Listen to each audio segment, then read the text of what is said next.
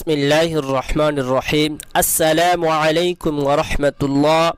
আজকে আলোচনা করব যাদের সন্তান অবাধ্য, যাদের সন্তান কথা শোনে না, বাবা মাকে সম্মান করে না, বাবা মা পিতামাতার অবাধ্য হয়ে গিয়েছে, তারা যদি প্রত্যেক নামাজের পর কোরআনে এই আমলটি করতে পারেন, ইনশাআল্লাহ অবশ্যই তার সন্তান কথা শুনবে, তার আনুগত্যশীল হয়ে যাবে, আর মা বাবার সাথে বিয়াদবি করবে না।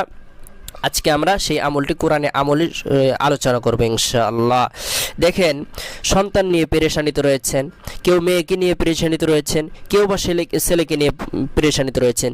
ছেলেটাকে পড়াশোনার কথা বলেন, ছেলে আর পড়াশোনা করে না। মেয়েকে পড়াশোনার কথা বলেন, যে বাজে আড্ডার মধ্যে লিপ্ত হয়ে গিয়েছে, আর আপনি পেরেশানির মধ্যে ভুগতেছেন আর আফসোস করতেছেন, হায় ছেলেটা কি করতেছে, আমার কথা শুনতেছে না, সে খুব বেশি পেরেশানির মধ্যে আপনি কাটাচ্ছেন। এখন কিভাবে সন্তান আপনার কথা শুনবে? আপনি যদি কোরআনের